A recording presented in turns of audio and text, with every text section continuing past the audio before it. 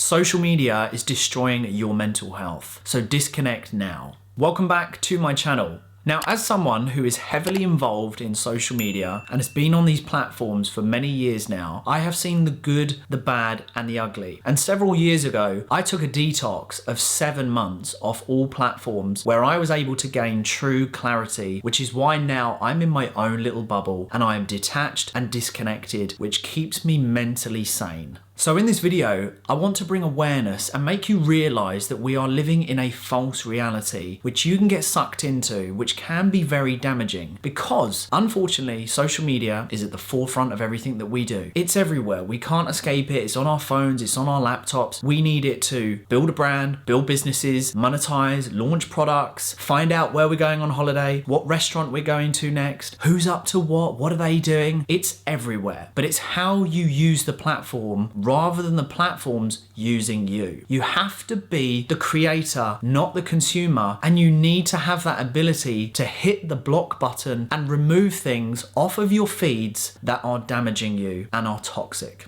Now, how have I stayed mentally sane in this really crazy world that is full of comparison? Everyone's needing external validation and everyone wants to be the it thing and showcasing their best life in a highlight reel on social media. I want to take you through some things here which I want you to take on board and start implementing so that you don't get caught into this horrific trap and all of these social media lies, because what you see is not the truth, and it's time that you take in real life and nurture real relationships. So I have stayed detached, disconnected, unemotionally involved because I use the platform rather than it using me. Now, I have come to realize, especially when I had this detox, we are just in this highlight reel of everyone's life. Everyone's perfect house, everyone's perfect holiday, the perfect smile, the perfect body, but no one's truly happy. They are hiding behind this perfect image of life, and we need to wake up and realize that. So I do not consume, I only create. So that's number one, take that on board. How much do you consume against how much do you actually create? I have also removed anything that is not positive. I don't consume the news. I don't have anything pop up on my feed that is comparing my life to someone else's, that is gonna take me off track, that perhaps might interfere with my vision of what I want for my family and my life. I have removed all of it. You all have the option to do that. And typically what pops up on your feed, which you would consider this perfect lifestyle, that's actually negative. It's doing you no good, because if you're at step 1 and something pops up on your feed and you think, wow, that's where I want to be, you have no idea of the 18, 19 steps to how they got to step 20. You don't know anything about their history, anything about their parents, where they've come from, so you can't compare your lifestyle or where you are to where they are because you know nothing about them. So there's no point having them pop up on your feed. Now, you need to learn that social media is full of conflicting information, whether that be about how you should be living your life, how much money you should be making, how to make money, where you should be at what stage in your life by what age. The information is conflicting beyond belief. You watch one video, you swipe, and then another video is telling you something totally different. Now you're in a kerfuzzle. You don't know what you're doing. You don't know who to believe. Your self-esteem has been lowered. You've got trust issues now because a person you've been following for a long time has now just said something totally different, which has thrown you, and now you're questioning your entire life. So be very careful of who you're listening to and focus on you. What is incredibly damaging for most people is spending time or spending too much time looking at someone else's life. Like, I can put my hand up. A long time ago, I was doing that. I was looking at someone else's life of kind of what I wanted, and I was consuming too much of what they were up to, which is why now when people ring me and say, or anyone mentions anything and says, hey Aaron, have you seen this? Or, oh my God, did you see that post? No.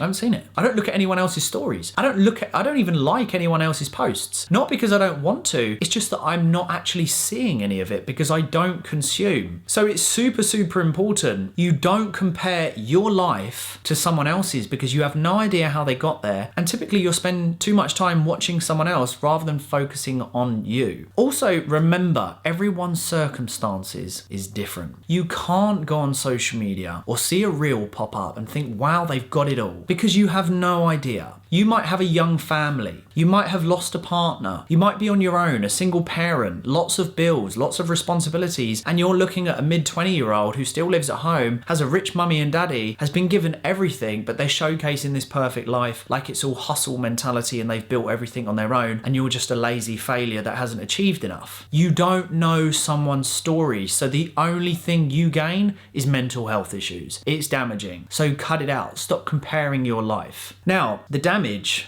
when you overconsume is you're wasting time. Time is extremely precious. You are creating your own social anxiety. You are leading yourself into depression, and then you are questioning yourself. You are self-judging and you are self-inflicting your own progress. You have probably made more progress in your life than you give yourself credit for, but you can't even realize that because you aren't where you want to be, because you've been matching it up against someone else who, again, you have no idea about. Actually take a look at how far you've come, and also acknowledge people in your life, people who are actually helping you, or loved ones, family, friends. Like, take them on board, and when they say, do you know what, you've come so far, listen to them, okay? Because you've probably come further than what you actually think, but you're comparing to someone you know nothing about. My best advice as well is, if you are entering the world of social media, you only use it for the following purposes. That is to create, research, and educate yourself. That is it. Other than that, you don't even need to be on it. You showcase what you're doing, you build a brand, you build a business, you do all of that good stuff. But other than that, you don't need to be on it. You don't need to be scrolling. You don't need to be liking other posts. You don't need to be following loads of people that are totally irrelevant to where you are in life and where you're going. Those are the only 3 reasons I am ever on social media. So only use the platforms, do not let the platforms use you. Finally, reevaluate your morning routine. What does that look like? Because that is the foundation of how you are going to propel yourself into a positive, productive day. So let's just have a look at the average person and where they're going wrong. First thing in the morning, the alarm goes off, they lay in bed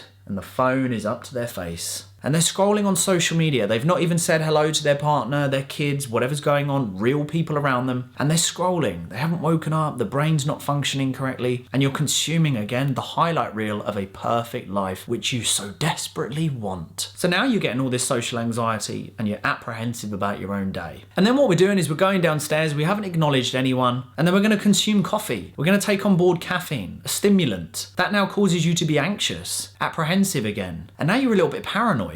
And then typically people are then going to go to a job that isn't perfect, that is tough, that they don't enjoy. And now they're just contemplating life as a whole. And what will happen throughout that day? They will consume more social media on their break. Nothing positive is happening. They've got caffeine in them. They're probably on a bad fucking diet. And when they come home, they don't even work out. Now you have set yourself up for ultimate failure, driving towards social anxiety and mass depression. Change your morning routine. This is not something you consume in the morning. Say hello to your family, have breakfast with them, take them on board, wake up a little bit earlier and go to the gym. And then figure out what you want to do with your life without getting insights on what you should be doing by looking at your phone. Talk with your partner. Discuss where you are in life. Congratulate each other on actually how far you've come. Start realizing real people, real relationships, and nurture them, and do not let this use you. You have to use this, not the other way around. Create, do not consume. Block out all the shit